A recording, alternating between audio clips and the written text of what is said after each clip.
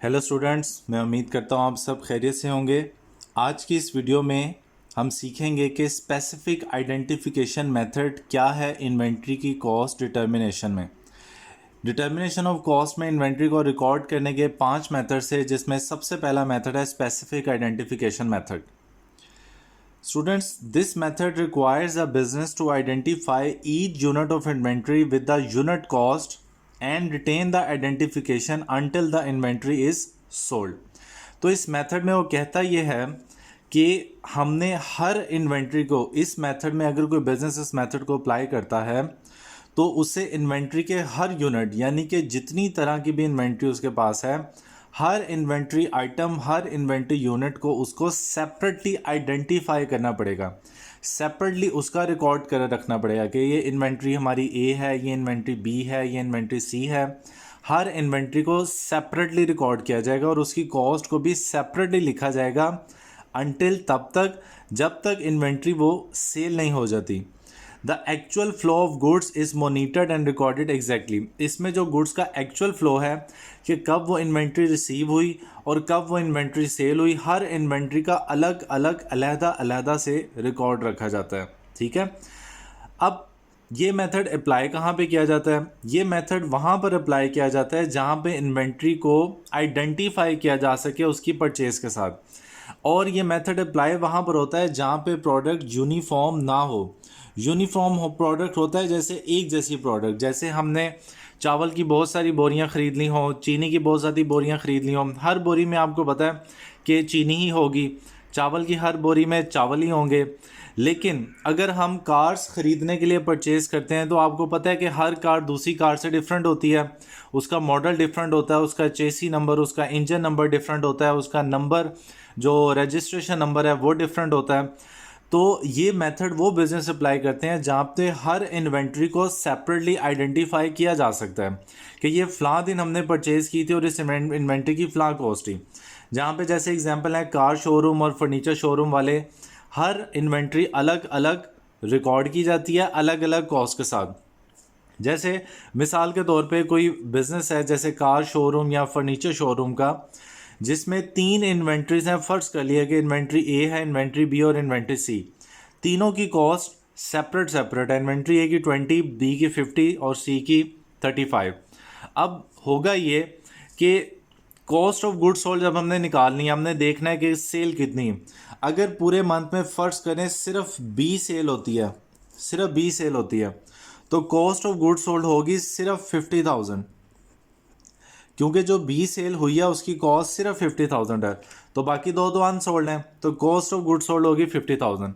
और अगर पूरे मंथ में फ़र्ज कर लेते हैं कि सिर्फ सी सेल होता है, तो कॉस्ट ऑफ गुड्स सोल्ड होगी सिर्फ 35,000। यानी कि जोन सी इन्वेंट्री सेल होगी वही कॉस्ट ऑफ गुड्स सोल्ड में ऐड की जाएगी, बाकियों को ऐड नहीं करेंगे। तो सेपरेटली आइडेंटिफाई करते हैं, सेपरेटली उनकी रिकॉर्डिंग करते हैं और तब तक उसको अलग से आइडेंटिफाई करके रखते हैं जब तक वो इन्वेंट्री सेल नहीं हो जाती।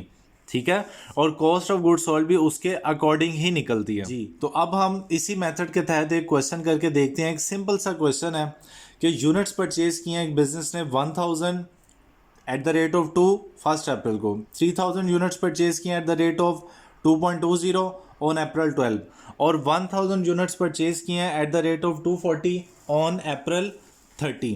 तो ये 3 परचेजेस उसने किए हैं और एक उसने सेल किया 2000 यूनिट्स की ऑन अप्रैल 17। और फिर ये स्टार लगा के मेंशन किया है क्योंकि स्पेसिफिक आइडेंटिफिकेशन है, तो वो ये बता रहा है कि जो 2000 यूनिट सेल किए हैं उसमें से 500 यूनिट्स अप्रैल 1 वाली परचेज में से हैं, ये अप्रैल 1 की परचेज है, और जो 1500 यूनिट्स हैं वो अप्रैल 12 वाली परचेज में से, यानी कि वो स्पेसिफिकली आइडेंटिफाई कर रहा है कि जो 2000 सेल किए हैं 500 हमने 2 वाली परचेज में से और 1500 2.2 वाली परचेज में से हमने सेल किए हैं। ठीक है, तो इसको जब हमने रिकॉर्ड करना है तो इसके लिए बनता है ये एक स्टोर लेजर कार्ड। इसमें 4 कॉलम्स होते हैं बेसिकली, एक कॉलम डेट का, एक कॉलम परचेज का, एक कॉलम इशूड का और एक कॉलम बैलेंस का। और हर कॉलम 3 सब कॉलम्स में डिवाइड है। परचेज के कॉलम में यूनिट्स हैं, रेट है और अमाउंट है। इसी तरह इशूड के कॉलम में भी यूनिट्स, रेट और अमाउंट, बैलेंस में भी यूनिट, रेट और अमाउंट होते हैं। अब हम इसी क्वेश्चन को अपने स्टोर लेजर कार्ड पे, ये इन्वेंट्री की रिकॉर्डिंग के लिए बनता है स्टोर लेजर कार्ड, उसमें रिकॉर्ड करेंगे। तो देखें सबसे पहले अप्रैल 1 को 1000 यूनिट्स रिसीव हुए, हम यहाँ पे लिखेंगे डेट अप्रैल 1, यूनिट्स रिसीव हुए 1000, रेट था 2, 1000 को 2 से मल्टीप्लाई करेंगे, अमाउंट आ जाएगी 2000। ठीक है, बैलेंस लिखेंगे 1000 की परचेज के बाद 1 अप्रैल को हमारा बैलेंस हो गया 1000, रेट है 2 और अमाउंट है उसकी 2000।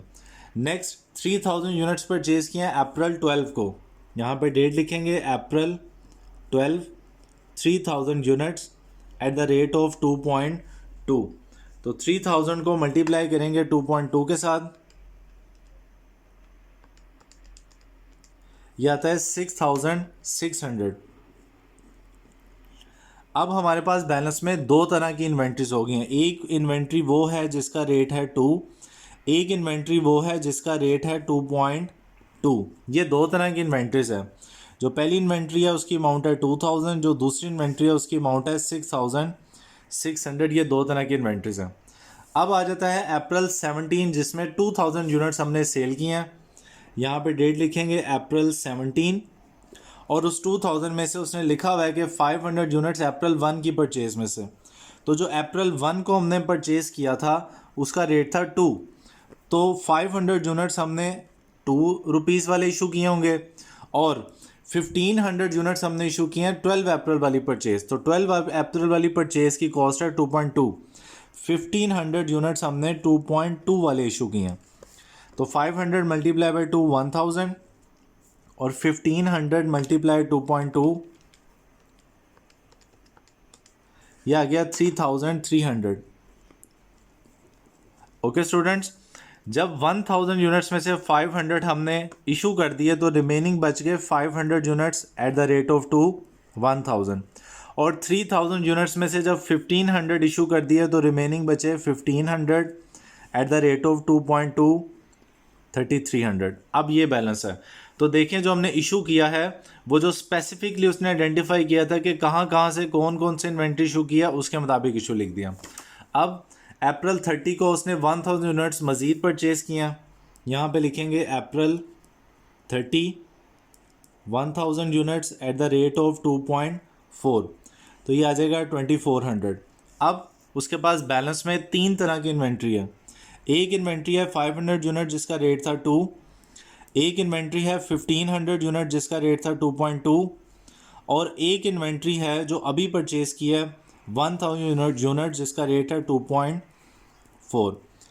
ओके, इस तरह से हम अपना स्टोर लेजर कार्ड बनाएंगे। और स्टूडेंट जब स्टोर लेजर कार्ड कंप्लीट हो जाएगा आपके क्वेश्चन का तो आपने 2 कॉलम्स का टोटल लाजमी करना है। वो कौन सा? एक इशूड का कॉलम की अमाउंट का टोटल करना है। ये अमाउंट के कॉलम का हम टोटल करेंगे, ये आ जाएगा 4300। इसे बोलते हैं कॉस्ट ऑफ गुड्स सोल्ड, क्योंकि इशू में वो बताया जाता है जो चीज़ें हमने इशू की हैं या सेल की हैं। तो सेल की हुई चीज़ों की जो अमाउंट है उसे कॉस्ट ऑफ गुड्स सोल्ड कहा जाता है, कि जो चीज़ें हमने सेल की हैं उसकी कॉस्ट है ₹4300। ठीक है, और हमने ये जो लास्ट में बैलेंस वाला पोर्शन है इसका टोटल करना है। 1000 प्लस 1500 प्लस 500 ये आता है टोटल 3000। इसका मतलब एंडिंग इन्वेंट्री में हमारे पास 3000 यूनिट्स मौजूद हैं और उनकी कॉस्ट इन तीनों को ऐड कर लेंगे। 1000 प्लस 3300 प्लस 2400, ये है कॉस्ट 6700। ये कॉस्ट है एंडिंग इन्वेंट्री की, जो इन्वेंट्री हमारे पास मंथ एंड पे बच गई है उसकी कॉस्ट है 6700 और कॉस्ट ऑफ गुड्स सोल्ड है 4300। ओके स्टूडेंट, तो ये था हमारा स्पेसिफिक आइडेंटिफिकेशन मेथड जिसकी एक्सप्लेनेशन विद एक एग्जांपल हमने यहाँ पे सॉल्व किया। ओके।